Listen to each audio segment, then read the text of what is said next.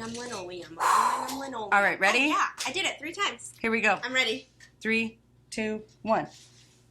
Hi, I'm Angee. And I'm Jaime. Mental health is important. And sometimes even the best therapists lose their keys. Or their shit. Like the shit show. That The is... Shrink Show. You pronounced it wrong. Tune on in and listen to Angee's Shrink Show of a Life, because I'm perfect. Listen to our podcast, okay? You'll like it with therapists. Coping skills.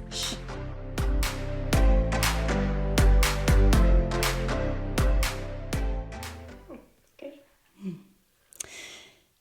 So, New Year's resolutions. Why What are yours? Well, and why do people make them? I don't know. I mean, I think as a society, well, and as individuals, we are goal-oriented, right? We have to always be working towards something. Well, because if you're not working towards something, then you're failing. You're not. So is this a societal pressure that we have to be working towards something, or is this like human nature? I guess is a good question. Like, would I want to work towards a goal regardless of whether or not society thought I was failing if I did nothing? Did I ask that right? I don't think I did. Say it again. Okay. So whether society put pressure on me to work on a goal and saw me as failing if I wasn't, would I still want to work on a goal of some sort? I feel like it's human nature. Like, what comes first? Is it our inner nature, or is it the outer pressure? Right. Chicken or the egg? Is it me doing it, or is it society telling me to do it? Who incepted that idea first? Ooh, you love that word. I know. I feel like it's human nature. However, I do feel like the societal pressure dictates what our goals look like. Well, I think the guilty feeling of quote-unquote failure, that's societal pressure. Because I try to teach my clients that there's no such thing as failure. Well, like looking Learning at from your mistakes. like you have to make mistakes. Renaissance days, Yeah. if you were overweight, that was a good thing because you were considered wealthy. You had enough money to eat. If you were skinny, that was not a good thing because you were then poor. So at that point, societal pressure was not on losing weight. It was on gaining. So I guess if somebody was heavier because they were rich, would they want to lose weight because of their health? Or would they be like, I'm fucking killing it over here. Look at how rich I am. Yeah. My New Year's resolution is to get even bigger. Because I feel like I would set goals for myself, but they probably wouldn't be to lose weight or to fit in a certain size or the typical New Year's resolutions. Yeah. Like the goals for myself. I need to go to the gym, join a gym, because gyms are so busy. They're so January busy. through March.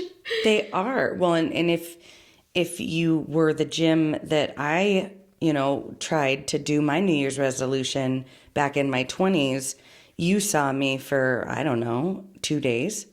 That's how long that lasted. Mm-hmm. How'd that New Year's resolution go? I mean, look at me. I look fucking fantastic. Thanks. You're doing it, girlfriend. No, but exercise is not my thing. That's okay. And that is okay. So then how do we set realistic New Year's resolutions instead of allowing society to dictate? Okay. So yeah, we're going to change the script. How do you set realistic New Year's expectations? I have a former colleague, and it was around this time last year when she said she and her mom pick a word. And the word is basically their resolution for the next year. Like the word you want to embody, the word you want to become. So maybe your goal is to eat healthier and to exercise or whatever that looks like, become more fit. Maybe your word is determined or disciplined, which discipline could also apply to spending habits. It could apply to less time on social media. So I like that concept of choosing a word that applies to many avenues of my life. And I also really liked it because it requires, at least for me, incredible thoughtfulness. I have to really think with intention, what is my goal for next year? Did you do a word this past year? Yes. And I was trying to remember it. Jesus Christ. How's that word working for you, Angee? Are you winning? It started with a T. Terrific. Yes, that was it. Terrific year. Tremendous, I know. that's tremendous. Okay, first of all, it was my first time doing that. And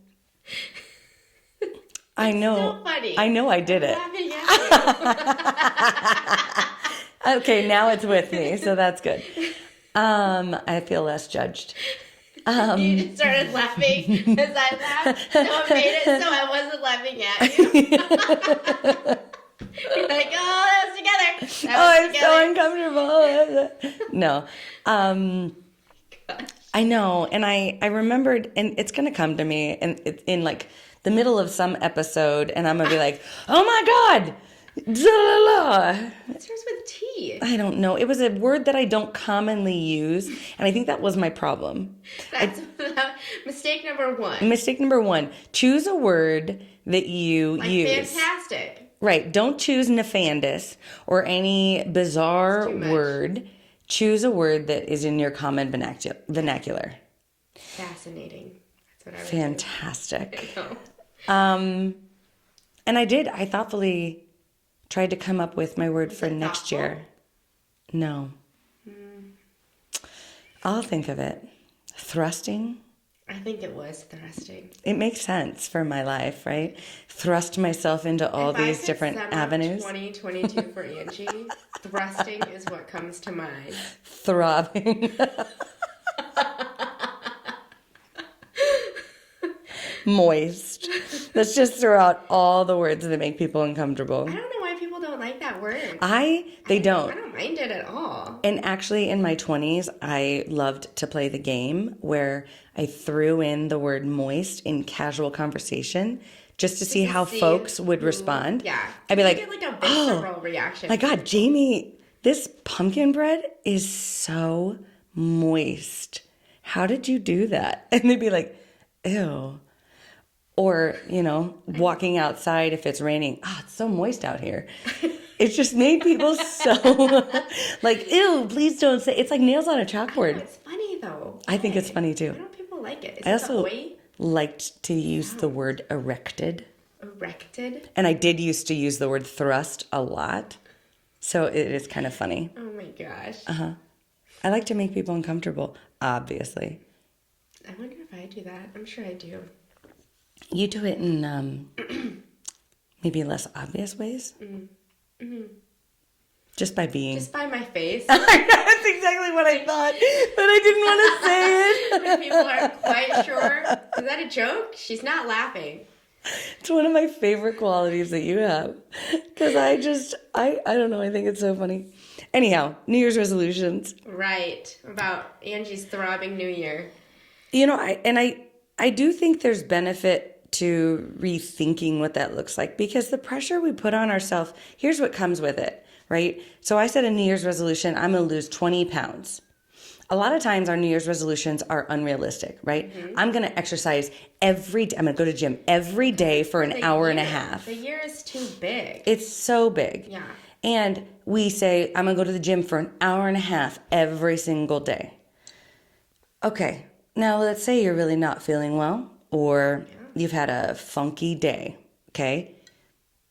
Okay, if you were to go and walk for 15 minutes, you fucking did more than you probably did before. Yeah.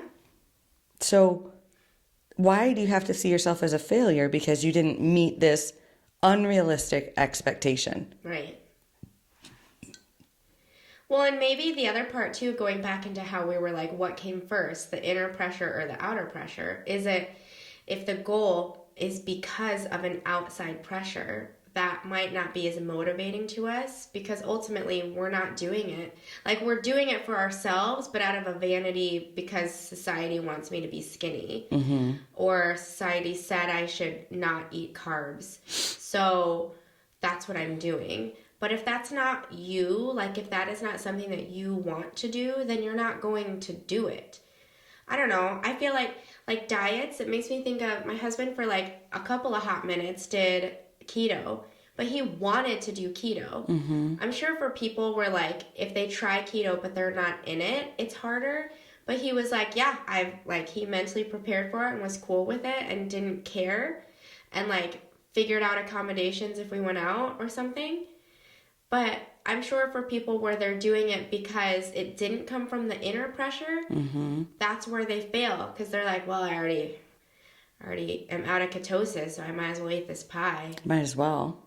I mean, I would have eaten the pie no matter what, but especially the Oreos. Yeah, when in Rome, right? Mm-hmm. But then the other thing that comes with that is then we're almost creating shame, future shame for ourselves. Yeah. Because I set an unrealistic goal that may or may not be driven by inner pressure. And I'd say most often it's outer pressure. And then I don't meet said goal for the entirety of the year. Right. Or even one day. Like how often do people think, well, I fell off the wagon, so fuck it. Yeah. Because it's so all or nothing. They feel like a failure. Right. They don't write in room for error. Instead of actually looking, maybe you were on the keto diet for 60 days and then, yeah, you had one day of eating a whole thing of Oreos. Okay. That's 1 out of 60 that you didn't meet the goal that you had set for yourself. Get back on the wagon tomorrow. Yeah. Like do it for another 60 days. It doesn't have to be this failure thing. And I see that a lot in folks who have substance abuse problems where they're trying to overcome addiction, right? So they'll be clean for, that's why I kind of hate those buttons that Alcohol Anonymous gives you. You know, oh, I've been clean for 100 days, 200 days, however long. Yeah. Yes, it is a great goal. Yeah. But it's also like, okay, so I had one beer and I have to start over? No. I had 200 days of success. Right. So I just, oops, and I keep going. Right. I don't know. Well, because it turns again into like, I failed rather than, you know what? I was doing really good. I had a tough day. Mm-hmm. Like I had a tough day in front of those Oreos. And then I was able to go back to it. Right. And maybe I learned I can't have Oreos in my home. Yeah. It doesn't leave room for error because the black and white thinking makes it, as soon as you feel that shame spiral kicking in of, oh, I failed, or I've already did this, I didn't make it to the gym today, I drank a beer, that all or nothing, what is the point? That's not motivating when it's all or nothing. That's why I think New Year's resolutions fail, because they need to have room for the gray area of, like, on average, I want this. I feel like that is much more realistic. Yeah. Or even like a planning if this happens. So let's say I'm going to join a gym. That's my New Year's resolution, and I'm going to become healthier and fit, stronger. And I'm going to do that by exercising every day. Okay, that's my New Year's resolution. Okay, so what if there's a day where I'm really, really sick? Or, I mean, now we live in a COVID age. What if there's a day I have COVID? Yeah. And I can't? Yeah, for 10 days. That would derail people. Right. So what is the plan? Maybe I come up with my plan B. Okay, so then maybe my plan B is I get a little trampoline in my house and I bounce on the trampoline for a half hour while watching TV. Or maybe it's I get weights, 5-pound weights, and I'm laying in my bed and I'm too tired to really do anything. So I lift weights for 10 minutes. Yeah. Or I do repetitions over an hour show that I enjoy watching.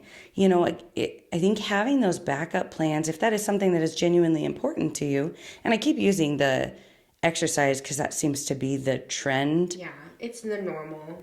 But you see or hear. Having those backup plans so that you don't have to feel like you've failed. And also, it does become more realistic for life. Right. Well, and then especially with eating and exercise, it turns into punishment. And like if you're eating to punish yourself, like, you know, I can't have these Oreos until I do this, or I can only eat this chicken breast and nothing else. You know, if it turns into a punishment, then you're not enjoying life.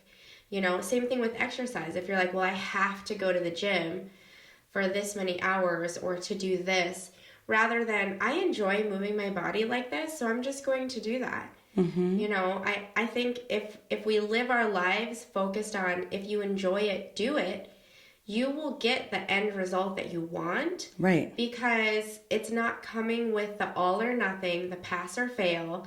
It leaves room for gray. So I can say, yeah, I want to eat what I enjoy. I want to try to choose more like protein or choose less dessert. But I'm not going to shame myself if I decide to eat dessert. And I think if people can look at food or moving their body that way, then it takes away the stigma of like, I'm not following my diet or I'm not exercising. Like I try to stop saying diet and exercise. I try to say like, how are you fueling your body or how are you moving your body? Because I think those other words get really like shame based, like, oh, you don't work out. You just eat whatever. And I'm like, no, I teach my kids that too. I say, you know, that there are some foods that give you more energy and some foods that give you less, but they all give us energy. I mean, ultimately, they're all calories and they turn into something. But do you want to have the type of energy that candy bar gives you, or do you want to have the type of energy that like chicken gives you? Or chicken, yeah. Yeah, and I'm like, just decide. You know, sometimes you feel fuller with one and you want to feel really full. Sometimes you just like want something sweet, so eat something sweet. Don't put a value to it because then it's not pass or fail or all or nothing. Unless you're my kids and you want to eat candy all day, every day. No, truly. I let my kids have free reign over whatever. And they, like, more frequently than not, they'll ask for an Oreo for breakfast. And we always eat eggs and toast. And they'll literally lick half of the cream off of the Oreo. And then it'll still be on their plate. And I'll end up throwing it out. Because I let them go buck wild. I'm like, yeah, do it. Eat what you want. There was like a moment of like they like ate a sleeve of it. Right. But then when it was available all the time, it became like, less they're like, desirable. It's not as exciting. And they know how to self-regulate. There are days where like they'll go weeks sometimes without eating cookies because they're like, oh, I kind of forgot they were in there. Yeah, I let the kids have a bowl of mint chip ice cream the other morning. Joel was like, did you give the kids permission to have ice cream? I was like, uh-huh. Why? Well, they asked. And said, please? I couldn't think of a good enough reason why not. I asked them to also have like toast or like Juno also ate her cereal. So I guess ice cream's not much different than a donut, in my opinion. Well, and then cereal, like same Right? difference. Sugar and milk. Seriously. That's all it is. Well, no big deal. Right. I think too, sometimes with that diet and exercise, air quotes, figuring out our why. You know, why are we craving that sugar? Why are we overeating? Why are we choosing to not move our body, whatever that looks like? You know, I don't exercise. And honestly, a lot of it is because I am constantly moving all day from the moment I wake until the moment I go to bed because of my children. And so if I were to go exercise, I'd have to stop 1,000 times. I've even tried doing like dance videos with them, but then I have to explain it and stop again. And so it's like, I'm not even enjoying this. Yeah. And I do enjoy going to like those dance classes at the gym or like swimming. You put me in anything in the water. Yeah. Yep. Love it. But at this point, at this stage in my life, I'm like, you know what? I'm just going to let's just stop. I am reaching my move goal and my stand goal every goddamn day. Now, my exercise goal, not so much. And then my fucking watch will be like, just a brisk 25-minute walk at 10 o'clock at night. I'm like, fuck off. Settle down. Yeah. What a rude watch. She's a bitch. I don't wear those. Keeps that easy. I'm always winning. You are. I'll drink to that. But yeah, I think a lot of the times those New Year's resolutions, they just put unnecessary pressure on us when we already have so much pressure. Yeah. And you don't set them. What did you say earlier about like why you don't set them? Because if you want to do, I can't remember a time I've honestly, legitimately said, this is my New Year's resolution.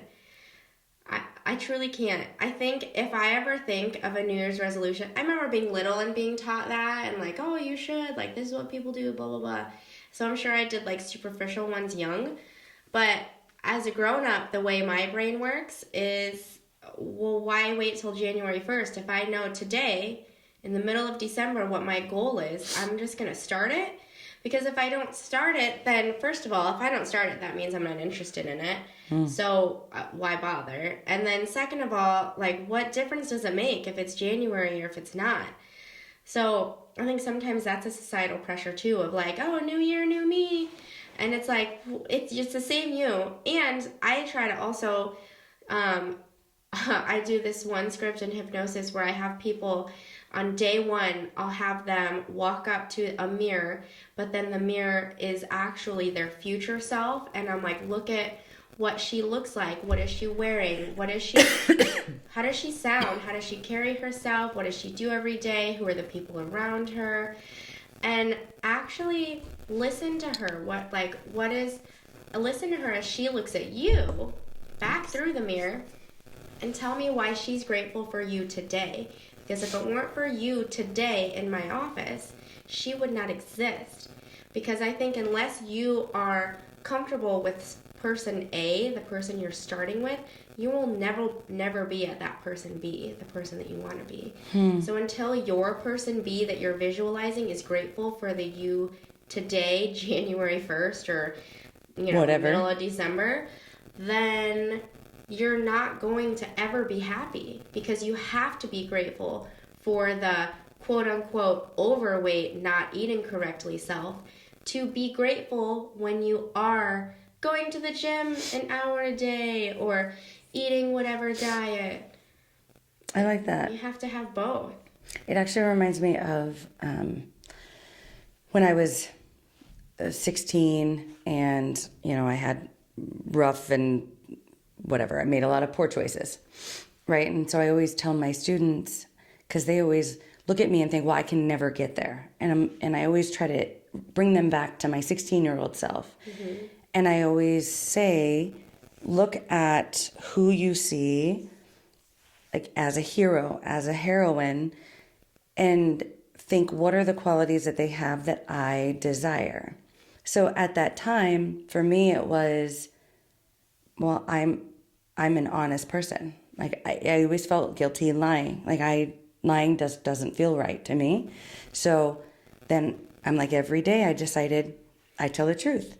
And then if I happened to tell a lie, I then was presented with that choice of, okay, so is this who I am now?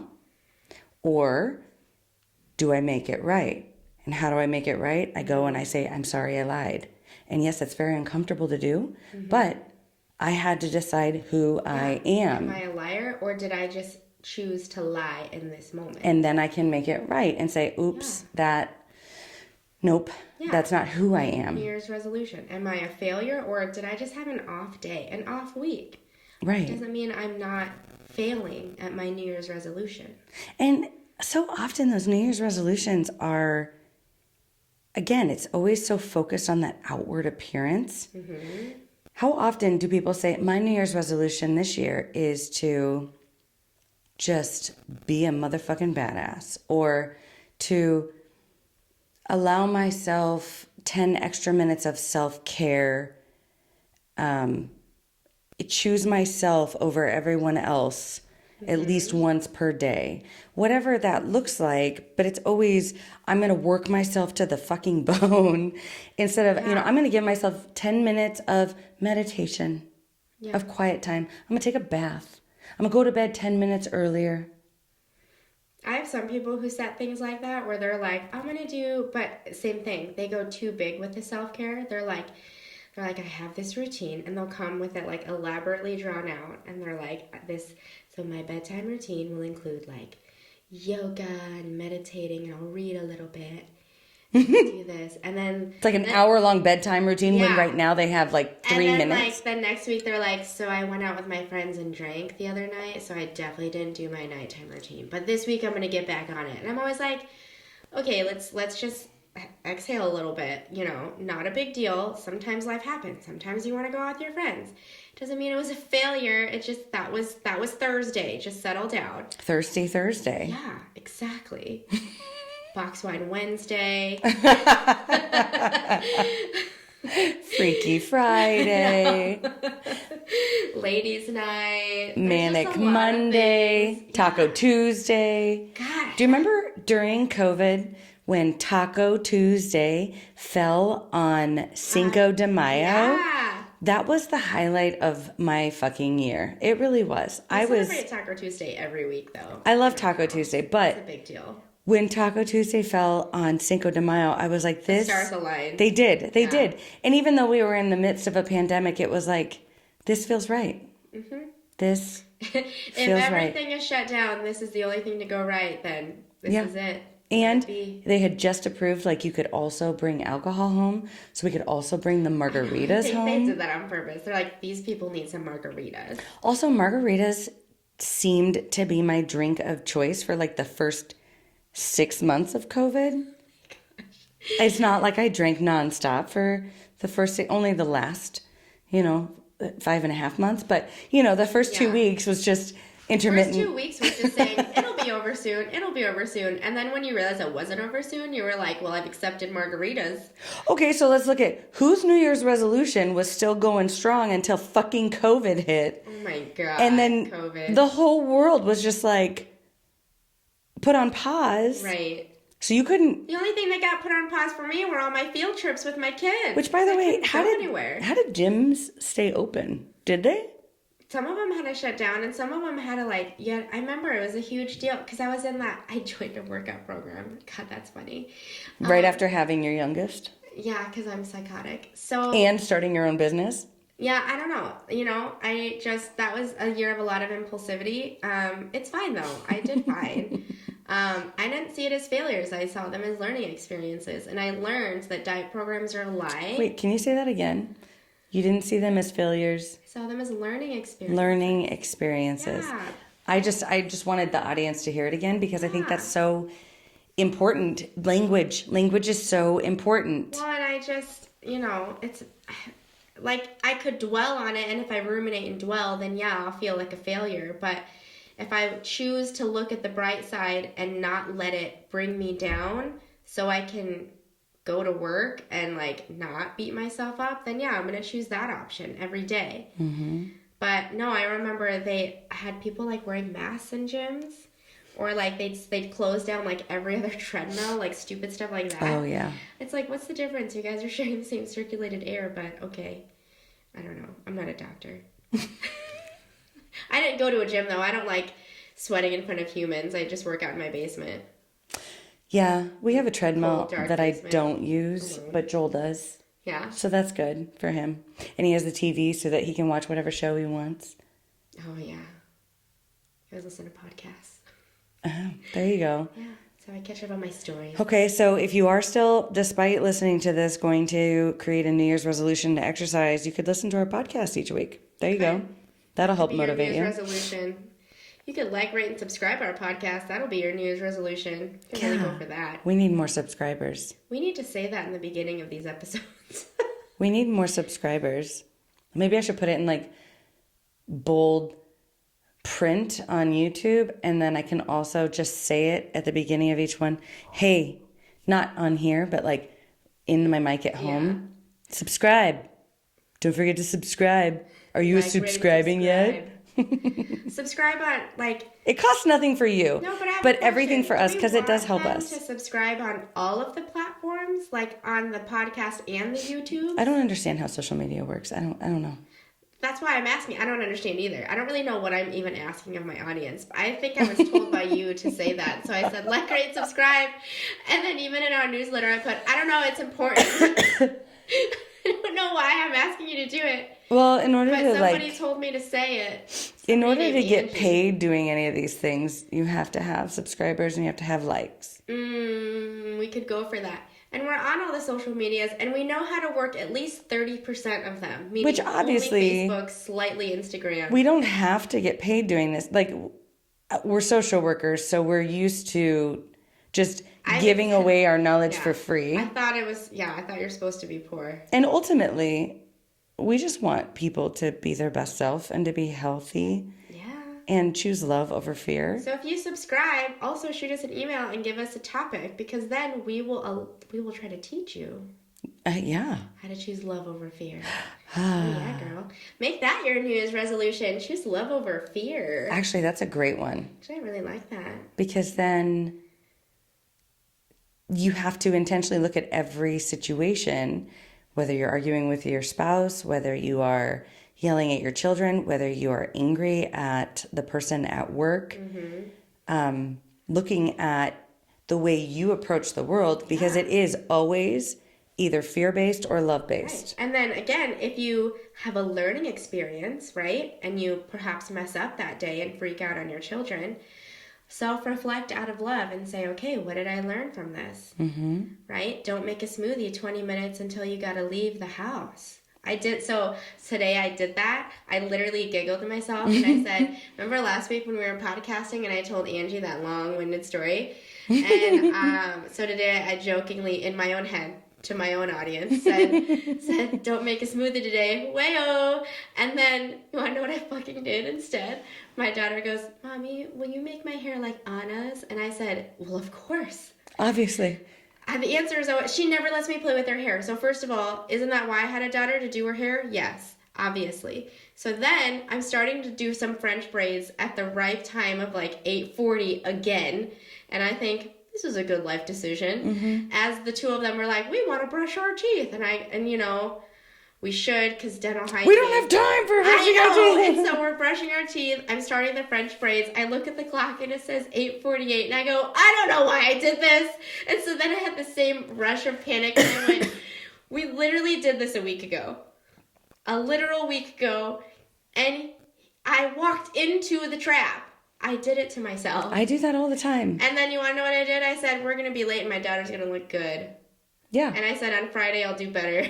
I won't do French braids at 8. So now, no smoothies at 8:40, no French braids at 8:40. We'll see what I learn next week. It's still a fun learning curve. See, learning experiences for days.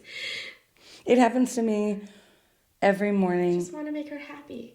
I'm going to get it. I know. I also want to braid her hair. Yeah, Juno always asks me to do it too. And I think, fuck, I can get this done in 3 minutes. Yeah. And then I'm still combing through the knots and I'm like, it's been 7 minutes. Didn't take that into consideration. Where are the hair ties? Every time. Why can't anyone put shit back where it's supposed to go? And then I see the hair ties like shoved over in a corner and I think, oh fuck, I'm the one that put those there. No, my hair ties were nicely organized because Mira goes, wow, there's a lot of hair ties down there. Because you don't let me do your hair. I know. I was like, it's organized and ready to go. So, moral of the story, folks. Choose love over fear. That's all of our collective's New Year's resolution. Even if you're listening to this after the New Year. Yeah, and be your today onward resolution. You know, choosing a word or a quality that you want to be versus an outward appearance or maybe societal pressure. Maybe your word is healthy.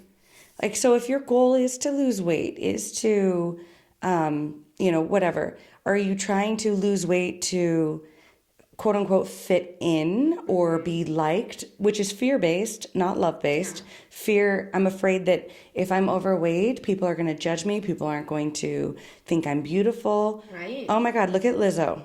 Lizzo is fucking gorgeous. And she talks about her own insecurities with her own weight because of societal pressure. Right. And so, just recognizing if you want to be healthier, then be healthy. Define what that means, though. That's the other thing, is be specific. Yes. Define what does healthy mean to you. Mm-hmm. So, like, does healthy mean I don't eat desserts, period? Does healthy mean I eat desserts at family functions? Like, define what it means for you. And why.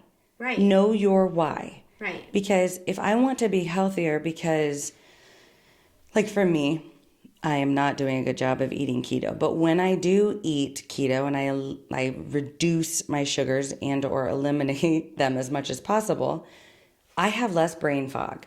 I have more energy. I feel less fatigued and run down with basic things. Like, I just feel better. And so knowing my why, if I choose to do that again, it's because I want to feel better and I don't want to feel like I'm walking through mud. Yeah. So knowing your why, and then also recognizing where there is room for error and where you can have grace. Yeah. Learning experiences. Instead of failures. Yeah. No shame, no failure. It's learning experiences. And a good example of real life with this is think about who your first or second partner was in high school. Did you fail by not staying with them? Or did you escape something terrible? Right. Exactly. Hypothetically. Like, what did you learn? You learned, ugh. And now you look back and think, oh, thank the Jesus that I am not with this person. But a lot of times when we're in it, we don't see it. So just assuming that all is as it should be. And if it isn't, try again tomorrow. Yeah, girl. So let's do our mugs. Dream big. With big eyelashes. With giant eyelashes. So maybe my New Year's resolution should be to get fake eyelashes. I'm just kidding. I don't want to, because then I feel like that's something I would have to continue to maintain. And I can barely do my hair and my makeup. It's so much work to me. Like, I wear eyeliner. That's all I have time for, unless I'm getting real fancy. Then I might put on some eyeshadow, some mascara, and perhaps some lipstick. Ooh, nice. But even doing my hair, like having to actually do my hair for the podcast so I don't look frizzy and ragged, I'm like, this is, I don't enjoy it. Don't do it. Yeah, so dream big, folks. Maybe not eyelashes, but you do you, girlfriend. You do you. Dream big, but also be you. Mine is just brew it with what I would assume is a cappuccino of sorts. So, yeah, just brew it. I sure had a point with that. Do whatever you want to do. If you want to create. If you want to get yourself a fancy coffee, get yourself a fancy coffee. Or just create the life. Make the energy, because it's coffee, wink, wink. Make the energy and the intention of your new year. Also, look at coffee. Just brew it. Fucking, it's a bean that you shave down, you throw water in it, and then you add a little bit of milk and flavoring, and you can charge $10 for that drink. I know, look at it go. You want to know what's funny is, you know how you quote kids' movies? So we have like the movies in the back of my van all the time. So I listen to a lot of movies, and I just laugh my ass off. They are so much fun to listen to. Funny. There's lines every time that I've never heard. Yeah, yes. I highly recommend listening to the Lego Movie. Funniest movie in general, but funnier when you're listening, because they're like, buy overpriced coffee. And like back then, it was overpriced, but I feel like today it's like $600 for just a plain latte. And so it's funny. They're like $36. I was like, that's not too far-fetched. It's It's pretty honest. Like, oh well. Thank you so much. And don't forget to like and subscribe. And send us your New Year's resolutions. And send us... Even if it's like, I was going to say January, but that's not right. Even if it's like May and not January.